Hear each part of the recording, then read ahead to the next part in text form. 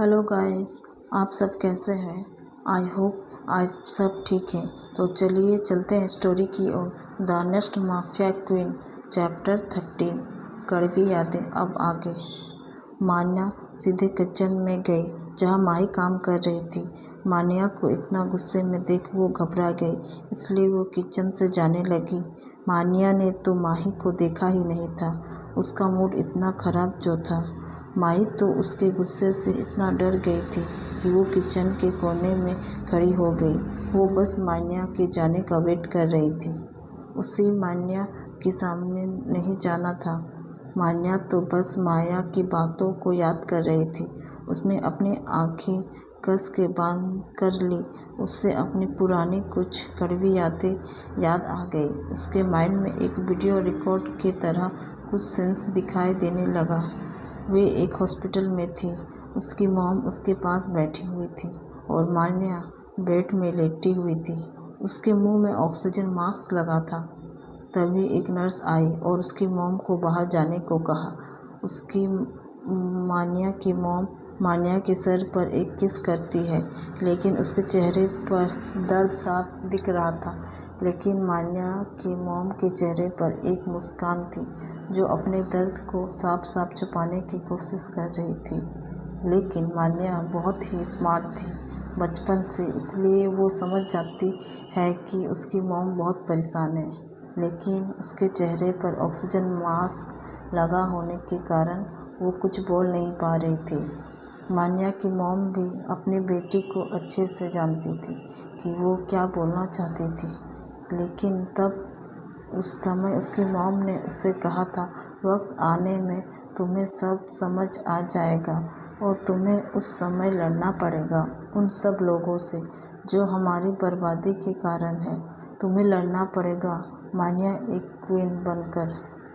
5 साल की मान्या अपनी मॉम की बातों को अच्छे से सुनती है, लेकिन नर्स ने मान्या की मॉम को जाने को कह दिया। मान्या की मॉम की आंखों में आंसू थे, लेकिन एक हिम्मत भी थी जो हर जंग को जीतने में सक्षम बतलाता था। उस नर्स ने मान्या के सलाइन की बोतल में एक इंजेक्शन इंजेक्ट किया, जिससे मान्या की आंखें बंद होने लगी। वो अपने मॉम को देखती है जो एक मुस्कान दे रही होती है, जैसे कि बता रही हो कि उसे लड़ना होगा एक क्वीन की तरह। वो लास्ट बार था जब उसने अपनी मॉम को देखा था। मान्या जो अपनी आंखें बंद की हुई थी वो अब खुल चुकी थी। उसकी आंखों से 2 बूंद आंसू टपके। उसकी आंखें दर्द और गुस्से से लाल हो चुकी थी। वह सिंक के पास गई और अपने मास्क को खोल दिया। वे अपने दर्द में इतना भी ध्यान नहीं था कि उस रूम में उसके अलावा भी कोई और है जो उसे कब से नोटिस कर रही है। मान्या ने अपना फेस पर पानी के छींटे मारे। वे जैसे अपना फेस ऊपर की, तभी उसके सामने एक वाइट कलर का टॉवल सामने आया। उसने थोड़ी हैरानी से उसे टॉवल को देखा, क्योंकि उसे लग रहा था कि वो अकेले ही है इस किचन में। फिर वो अपने बगल में देखती है जहाँ माही खड़ी थी, लेकिन उसके चेहरे घबराहट साफ दिख रहा था। मान्या ने भी उसे बिना कोई भाव को देखा और उस टॉवल ले लिया। मान्या ने बिना कोई भाव से कहा, तो तुम हो युवराज की वाइफ? माही उसकी ये सवाल से थोड़ा घबरा गई। वो हिचकते हुए कहा, जी जी हाँ। मान्या ने एक स्माइल के साथ कहा, गुड, तुम बहुत खूबसूरत हो। चलो इस माया ने कुछ तो ढंग का काम किया। माही ने एक प्यारी सी स्माइल के साथ कहा, जी थैंक यू, आप भी बहुत खूबसूरत हैं। आप एक एक्ट्रेस हैं ना? पर मैंने नहीं सोचा था कि आप एक। वो बोल नहीं पा रही थी कि वो एक माफिया है। उसने बोलने से डर लग रहा था। माही की बात सुन उसे याद आता है कि उसने मास्क नहीं पहना हुआ है, लेकिन फिर कुछ सोच के उसके चेहरे पर एक स्माइल आ गई।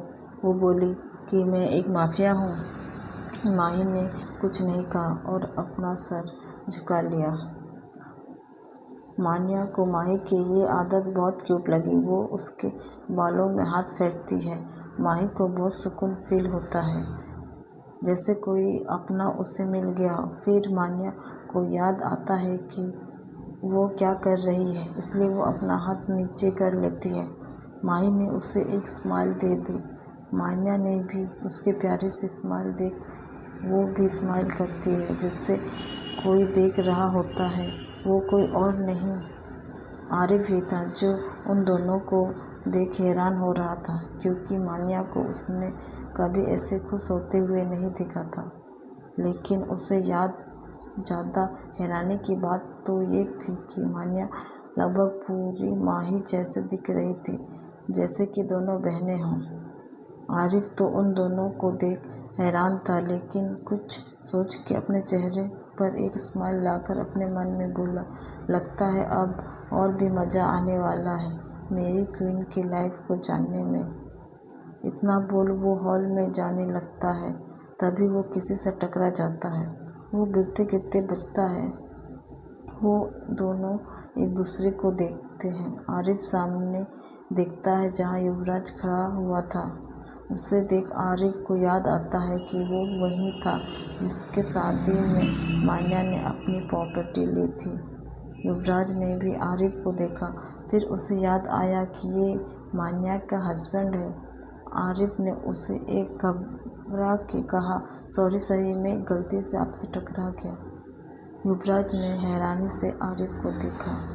उसे यकीन नहीं हो रहा था कि जो आदमी अभी उसकी मॉम को धमका रहा था, वो उससे इतना घबरा कर बात कर रहा है। युवराज ने कुछ नहीं कहा। आरिफ ने भी उसे सॉरी बोल के जाने लगा, लेकिन युवराज ने उससे देख बोला, वेट। आरिफ युवराज की आवाज़ सुन रुक गया और पीछे मुड़ के देखा जहाँ युवराज उसे देख रहा था। आरिफ ने घबराते हुए पूछा, क्या हुआ? आपने मुझे पुकारा?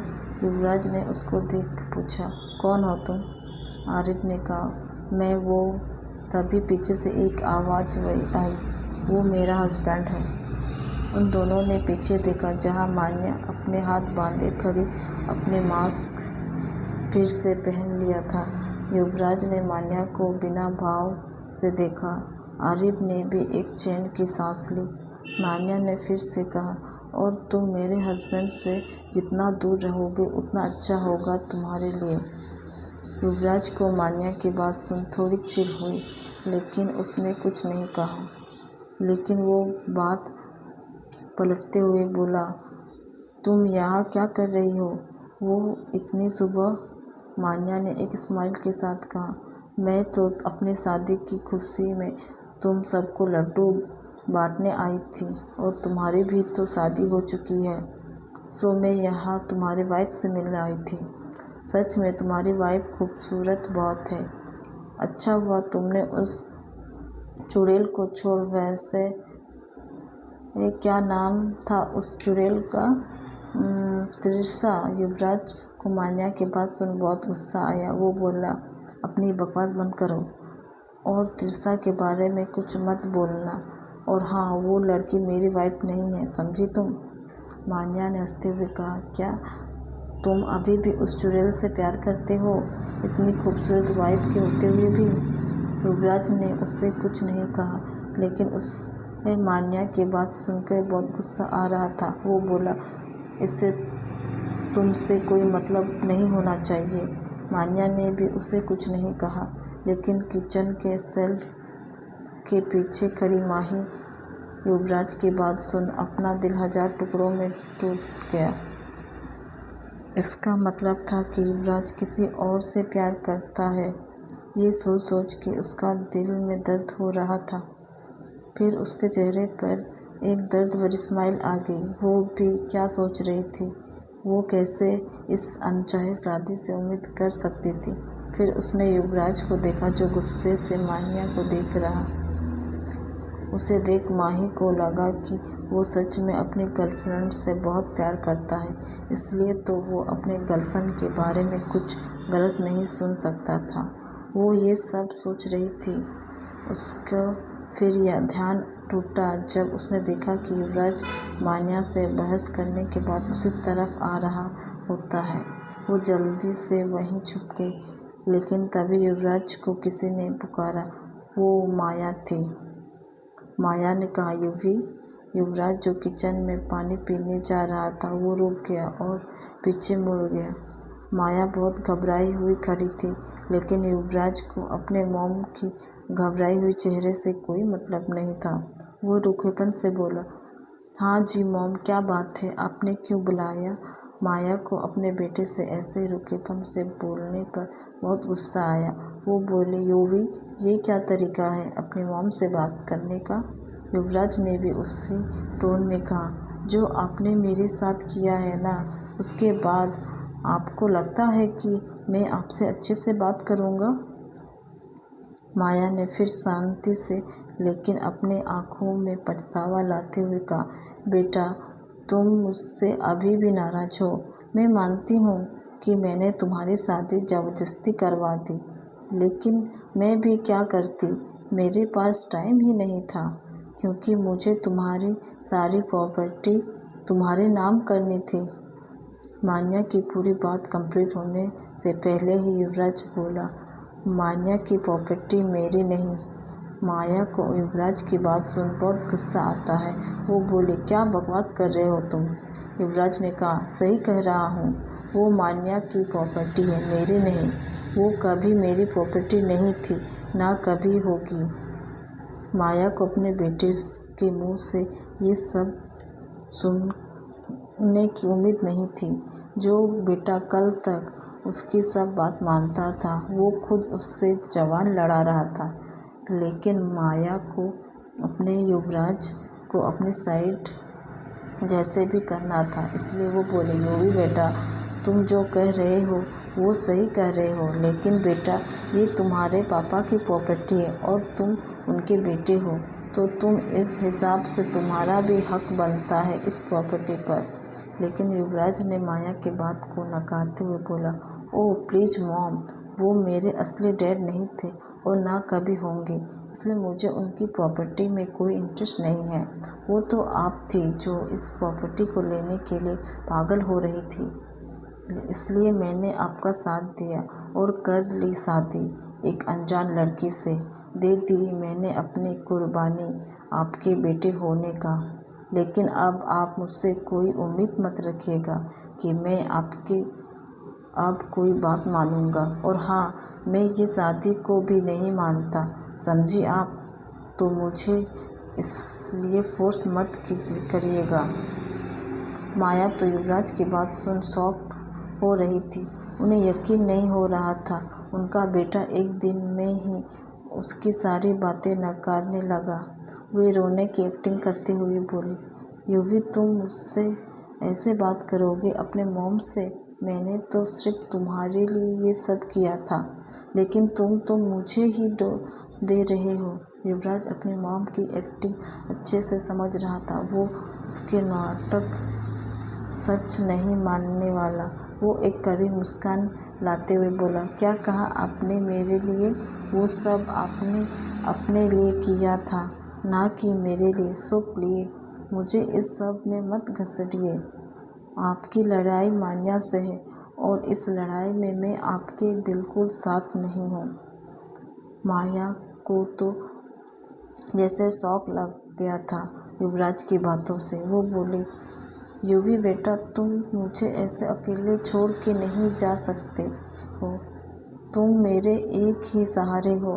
तुम मुझसे नाराज़ हो ना कि मैंने तुम्हारी शादी त्रिशा से नहीं करवाई? तुम चिंता मत करो, मैं जल्दी ही त्रिशा को खोज लाऊंगी। मुझे पूरा यकीन है इस मान्या ने ही त्रिशा को कहीं छुपा के रखा होगा। मैं अपने लोगों से उसे खोजने बोलती हूँ। युवराज त्रिशा का नाम सुनते ही गुस्से में आ गया। वो अपने मन में बोला, त्रिशा त्रिशा त्रिशा, ये क्या लगा रखा है? अभी उस मान्या ने कहा कि वो त्रिशा से प्यार करता है, अभी उसकी मॉम बोल रही है उस त्रिशा से प्यार नहीं, नफरत करता हूँ। मैं सिर्फ नफरत, और उस नफरत में वो जलेगी। युवराज ने कुछ नहीं कहा और वहाँ से चला गया। वही माया तो अपने बेटे के ऐसे बिहेवियर से हैरान थी। वो अपने मन में बोली, मुझे कुछ करना होगा, नहीं तो युवराज मेरे हाथों से निकल जाएगा। वही माही जो कब से उन दोनों की बात सुन रही थी, लेकिन उसके चेहरे की रंगत पूरी तरह उड़ चुकी थी, जैसे कि उसमें जान ही नहीं बचा हो। उसकी सास अब उसे यहाँ से भेजना चाहती है, वो समझ चुकी थी। उसे आए अभी एक दिन भी नहीं हुआ था और वो यहाँ से जाने वाली थी। माही की चीख चीख कर रोने का मन कर रहा था, लेकिन वो कुछ नहीं कर सकती थी। वो जल्दी से किचन में चली गई और सिंक के पास आकर अपना चेहरा पानी मारने लगी। उसका आज जो हर बहू का खास दिन होता है अपने ससुराल का, वो आधे दिन में ही खराब हो चुका था। उसका पति उसे ना पत्नी मानता था, ना इस शादी को। उसकी सास उसे खरीद के अपने बेटे से शादी करवा के लाई थी और वो इस घर की सिर्फ एक यूजलेस सामान थी, जिसे कोई नहीं चाहता था। वो ये सब सोच ही रही थी कि तभी केशव आता है। वो बोला, बेटा खीर बन गई। माही जो अपने गम में गुम थी, वो अचानक से रियलिटी में आती है। वो बोली, जी काका। केशव ने कहा, बेटा वो बड़ी मैडम ने तुम्हें बुलाया है खीर के साथ। माही ने कहा, जी मैं अभी लेकर आती हूँ, आप जाइए मैं आती हूँ। केशव ने कहा, ठीक है बेटा। इतना बोल केशव चला गया। माही ने अपना मुंह पोंछा और खीर का बाउल लेकर बाहर आई। वहीं बाहर मान्या आराम से मेन चेयर में बैठी, उसके बगल वाले चेयर में आरिफ बैठा था और साइड में माया बैठी। मान्या ने माया से पूछा, अरे मेरा सौतेला भाई कहाँ है? माया ने चिढ़ के कहा, तुमसे मतलब? मान्या ने कहा, अरे मतलब कैसे नहीं होगा, उसकी वाइफ की पहली रसोई है और वो यहाँ आया ही नहीं। तभी माया ने कहा, पहली रसोई तो तुम्हारी भी है आज, तुमने भी तो शादी की है, या शादी से दिखावा है?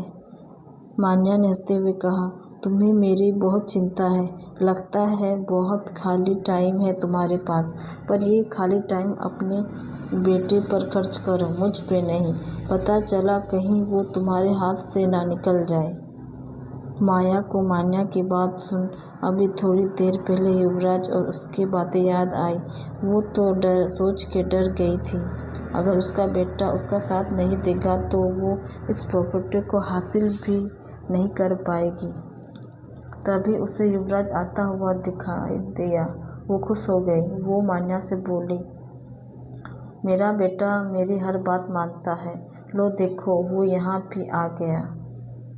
मान्या ने भी युवराज को देखा, जिसके चेहरे पर कोई भाव नहीं था। मान्या ने एक तिरछी स्माइल दे दी। युवराज आकर सीधा बैठ गया और केशव को बुलाता है, केशव। केशव जल्दी से वहां पहुंचा और बोला, जी युवी बेटा। युवराज ने कहा, मेरे लिए एक कॉफ़ी लेकर आओ, मुझे कुछ खाना नहीं है। केशव ने जल्दी से कहा, बट बेटा आज तो तुम्हारी फेवरेट खीर बनी है। युवराज जो उसका मूड इतना ख़राब था, खीर का नाम सुनते ही अच्छा हो गया। वो बोला, अच्छा सच में? तो वेट किसका कर रहे हो, जल्दी लेकर आइए। मान्या ने हंसते हुए कहा, अरे भाई इतना बेकरारी, वो भी अपनी वाइफ के हाथों का खीर खाने के लिए? युवराज ने मान्या की बात सुननी ही नहीं, वो केशव को जल्दी से लाने बोला। केशव ने कहा, युवी बेटा तुम्हारी खीर आ रही है। युवराज ने जल्दी से कहा, अच्छा जल्दी लाओ। युवराज बिल्कुल बच्चे जैसा एक्साइटेड हो रहा था। तभी उसे पायल की घुंघरू की आवाज़ आने लगी। वो सोचने लगा, उसके घर में कौन पायल पहनता है। तभी वो सामने आते दिखता है, जिससे देख वो हैरान रह जाता है। अब तक के लिए इतना ही। Thank you.